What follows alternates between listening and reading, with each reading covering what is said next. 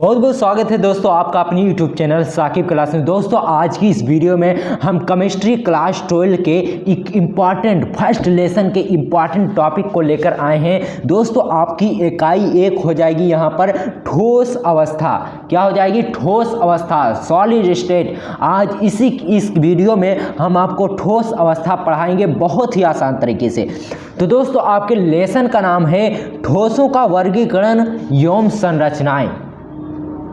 ठोसों का वर्गीकरण एवं संरचनाएं। तो चलिए बिना समय गवाए हुए हम आज की इस इम्पॉर्टेंट वीडियो को शानदार तरीके से इसके चैप्टर में सबसे पहली हेडिंग आपको डालनी होगी ठोस अवस्था। ठोस अवस्था क्या होती है चलिए इसको बताते हैं। दोस्तों जब आप कहीं अनजान जगह पर जाते हो तो सबसे पहले आपसे पूछा जाता है कि आपके पिता का क्या नाम है। जी हाँ दोस्तों, आपके पिता का नाम पूछा जाएगा। आपके पिता का नाम बताते ही वह आपको पहचान जाते हैं। तो इसलिए ठोस अवस्था, मान लो एक लड़का है, इसका पिता कोई तो होगा। तो इसका पिता जो है दोस्तों वह है पदार्थ। पदार्थ जो है इसका पिता है। दोस्तों पदार्थ के, मान लीजिए कि पदार्थ के, इसको हम ट्रिक से आपको बताएंगे, कभी आप नहीं भूलोगे। पदार्थ क्या है? एक आदमी है जिसके कितने बेटे थे? 3 बेटे थे। कितने बेटे थे? 3 बेटे। पहला क्या था? ठोस, और दूसरा क्या था? द्रव, और तीसरा क्या था? गैस। ये तीनों भाई थे। तो हमें पढ़ना किसके बारे में है? ठोस के बारे में। तो ठोस को हम सबसे पहले इन तीनों के बारे में आपको आसान तरीके से बता दें। दोस्तों ठोस क्या होता है? जिसका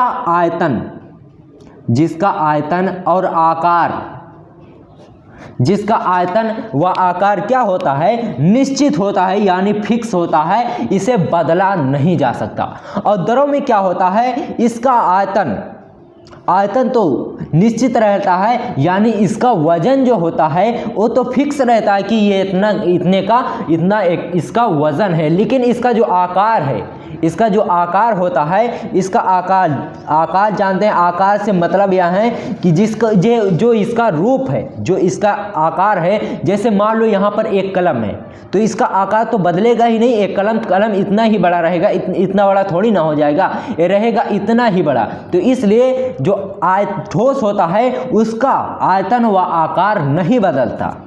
अब मान लीजिए जैसे एक कलम है, अब इसका वजन भी नहीं बढ़ेगा और इसका आकार भी नहीं बढ़ेगा।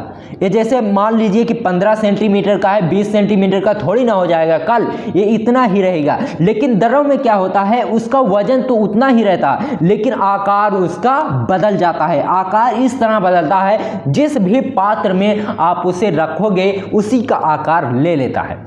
अब जैसे यहाँ पर अगर पानी गिरा दिया जाए, पानी एक द्रव ही है, पानी है, तेल है और लिक्विड जितने भी होते हैं द्रव, सबको यहाँ पर अगर किसी को गिरा दिया जाए, जैसे मान लीजिए हम यहाँ पर पानी को गिराते हैं तो पानी पूरे पेपर पर फैल जाएगा। लेकिन अगर हम जो स्कैप है, अगर इस कैप में डालें तो इस कैप के अंदर ही रहेगा। अगर हमने यहाँ डाला तो इस कैप के आकार का हो गया, और यहाँ पर हमने डाला तो इस पेपर का आकार ले लिया। तो द्रव में क्या होता है? आकार उसका चेंज हो जाता है, यानी आकार बदल जाता है, लेकिन आयतन जो उसका वजन होता है वो नहीं बदलता। अब गैस में क्या होता है? गैस का ना तो कोई वजन होता है और ना ही कोई आकार, जहां आप रखोगे वहीं पर वो चला जाएगा। दोस्तों ये तीनों बात आपको समझ में आ गई कि पदार्थ क्या होता है। दोस्तों पदार्थ क्या होता है ये भी आप जान लें। पदार्थ की आसान शब्दों में अगर परिभाषा जाने तो होता है जो स्थान घेरता है, जो स्थान घेरता है और जिसका द्रव्यमान होता है। यानी अगर यहाँ पर कलम रखी जाए तो ये इतना स्थान घेर लिया, जैसे यहाँ पर कलम रखे तो आप लोग देख सकते हैं इतना स्थान या घेर लिया है, तो एक पदार्थ है जिसका, तो सिंपली से आप इसे जान सकते हैं, जो स्थान घेरता है और जिसका कोई वजन होता है, यानी द्रव्यमान होता है, और जिसे हम महसूस कर सकते हैं, वही पदार्थ होता है। अब चलिए बढ़ते हैं हम अपने इंपॉर्टेंट टॉपिक के लिए, ठोस अवस्था। ठोस अवस्था को हम जानेंगे कि ठोस अवस्था आखिर होती क्या है। तो इसकी परिभाषा हम लिख देते हैं, पदार्थ की वह अवस्था, ये पदार्थ की ही अवस्था है, तो यहाँ पर हम लिखेंगे पदार्थ की वह अवस्था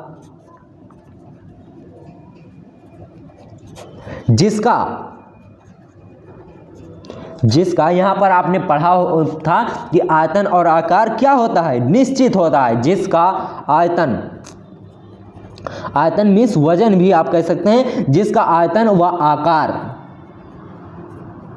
आकार निश्चित होता है यानी कभी बदलता नहीं, निश्चित होता है, तथा जिसके अंतराणुक बल क्या है, अंतराणुक बल प्रबल होते हैं यानी मजबूत होते हैं, प्रबल होते हैं, ठोस कहलाता है।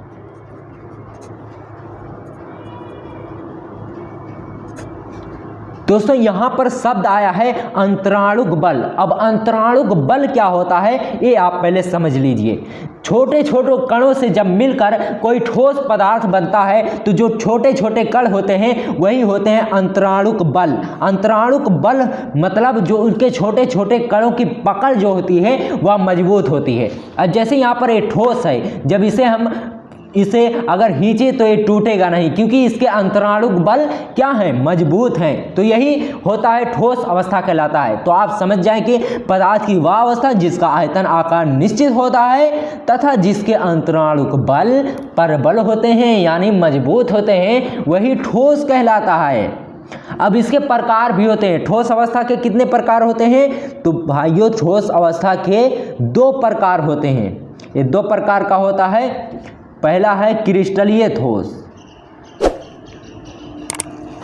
क्रिस्टलीय ठोस, और दूसरा है अक्रिस्टलीय ठोस।